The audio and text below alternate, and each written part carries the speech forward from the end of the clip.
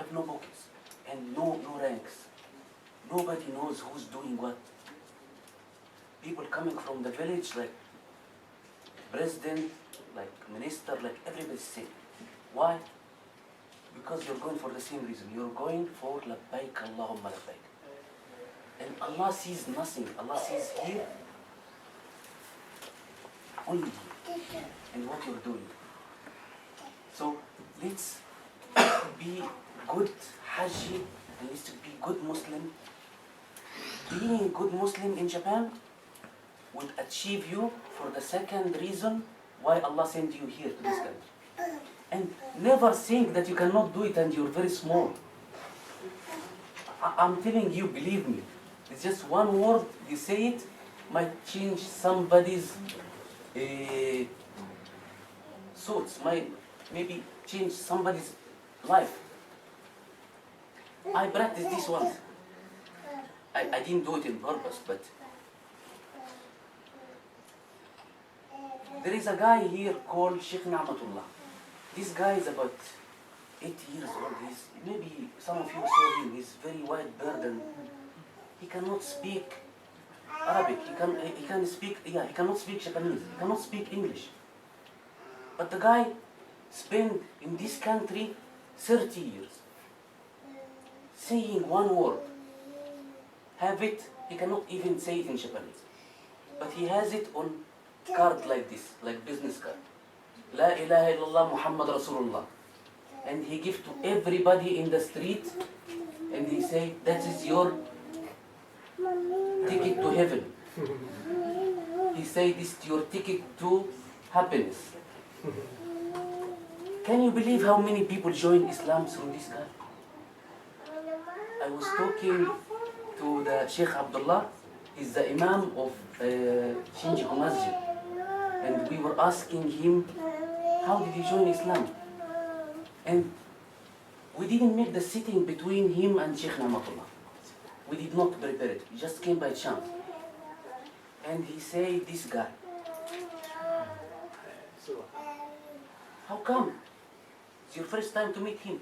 He said, no, I remember him. I met him 15 years ago in Shubia and all my body had tattoo and I was drunk. And he gave me this paper and he told me, this is your ticket to heaven, this is your ticket to happiness. I took the paper and I kept it on my desk for 3 months, looking at it. Every day I woke up in the morning and I look at the ticket, saying, this is the ticket to heaven, this is the ticket to happiness. Then I started searching for this word, La ilaha illallah Muhammad Rasulullah, in the internet. After 10 years, he is the Imam of Shinjuku Masjid.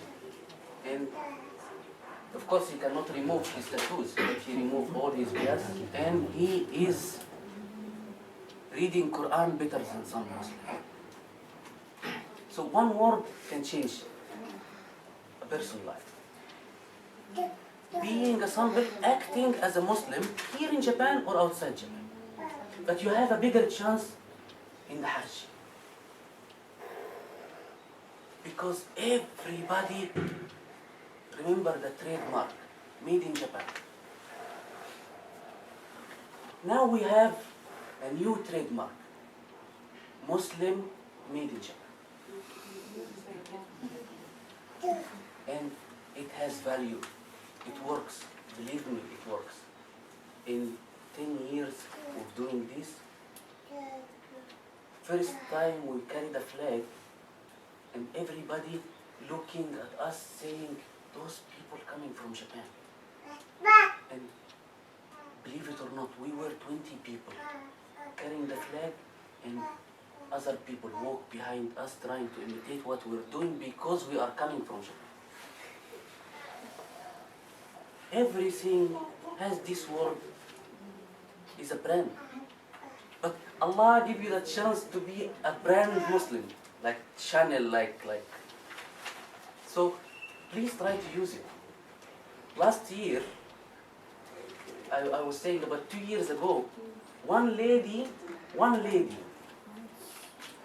one lady, she's 60 years old. She's Muslim for 10 years. And she's going this year too. This lady made all Muslim come back to clean Muzdalifah. In Muzdalifah we were sleeping and we eat, we're waiting for the morning, we're praying, and I got all my people in the bus. All my people, but one person missing. I cannot find. I look for, where is the Japanese lady? It's a big problem for me. I go back without her, it's a big problem. Then I go back. I find this old Japanese lady is cleaning for all my group. All the garbage we left, she's collecting the garbage. And I go back to the bus, I ask everybody go back, clean your place. Beside us, there was Malaysia, and Malaysia is very big. When they saw Japanese people went back to clean Muzdalifah, everybody, same voice, Allahu Akbar, then they come back to clean the place. Allah give hidayah through this lady to me and to all those Muslim people. So, may Allah give us the power to give hidayah to more people. And I'm sorry I made it long. I know your legs is like now hurting you. But yeah, inshallah this year we have our accommodation just facing the Haram, front of Haram. Front of Haram. And we have two types of accommodation. Not two types, it's just actually we were not expecting this much people. We were expecting only about 100 people, 150.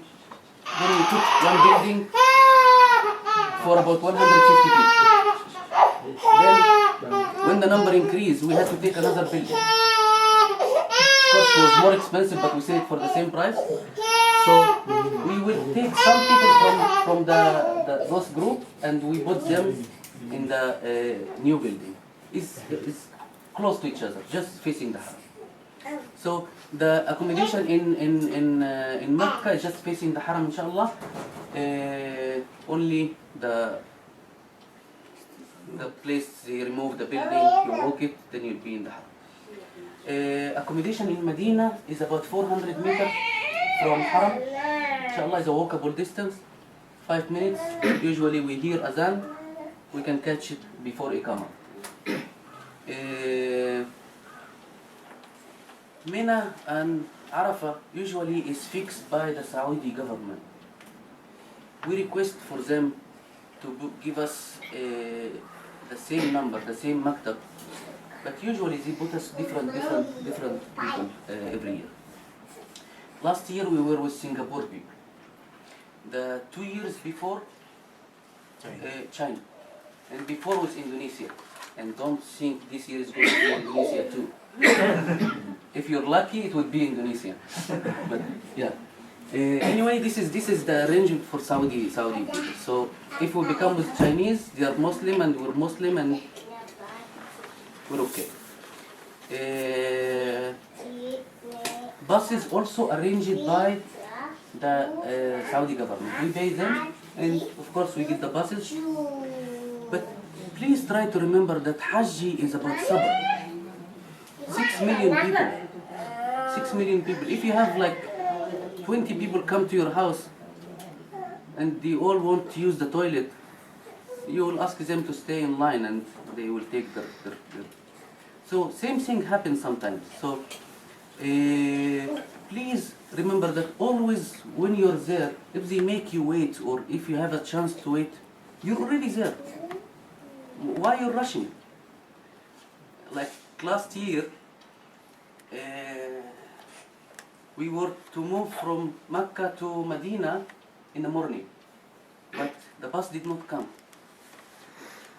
Then till Asr, bus did not come. Then everybody is like getting irritated. Then Sheikh Salim Rahman said, guys, why you're already here in Mecca? Why are you rushing to go out? Allah give you few hours more to stay. So why you get chance to get 100,000 rak'ah more. Just go to Haram, it's just here, it's just Haram, take the chance. But always remember that Shaitan is with us. Like, he's trying to get you out of the status of this ihram. Like, okay, you finished the Hajj, why are you here? Why you wait all this time? Why the food did not come till now? Shaitan is trying to get you out of because you have job, he has job. He's doing his job. Like, everywhere he's doing his job. So let him do his job and we do our job. So for the Mina and Arafah is usually very simple. Of course, in the accommodation, we try to make it comfortable, still cheap, compared to other countries. So we don't stay in 5-star hotels. For me, I believe as long as I'm close to Haram and I can walk walking distance, in 5 minutes I can just make 100,000 rak'ah in one time, I don't care about the bed. But still, don't worry, there are beds, there are toilets, there are everything. I'm not trying to say like you don't have bed. Accommodation is under our control. We try to make it a little bit easier.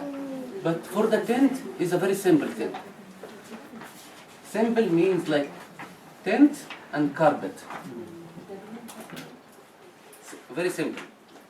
It of course has air condition, but there is no luxury. And you are not there to enjoy the Hajj. You are there to perform Hajj.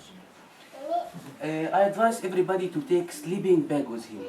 You can get this from Don Quixote, about 2,000 yen or something. You will need it in the tent, you will need it in Muzdalifah. Of course, food is served, you get enough food in Mina and Arafah. But in Makkah and Medina, since we have too many different nationalities, we cannot satisfy them all about the food. So for Indonesian people, we have 2 leaders here and you can arrange about the food. There are many Indonesian restaurants and we can also make some food to bring to you. But if you leave it to us, if you leave the food to us, we will feed you the same thing every day. But no, if you eat on your own, you can, today you don't feel for Indonesian food, you feel for Turkish food, you can eat whatever you like. Inshallah, for Indonesian people we have special arrangement. I personally like Indonesia, so it's just like, don't feel as a Hajj. I go often to Indonesia, and this guy has been my friend for long. This year is the biggest number for Indonesian people with us. We got 17 people through KMII, but the total number is 55 Indonesian. And this never happened. Don't ask me why, I don't know. So inshallah we divide them into 2 groups. The first group going on the 6th with Brother Jailani, and this guy carrying the camera is my younger brother. We fix it to make 1 Arabic and 1 Indonesian on the same flight, so that somebody can deal with you in your language and somebody can deal with Saudi people in their language. You know the culture thing. So we have the 6th and we have the 9th.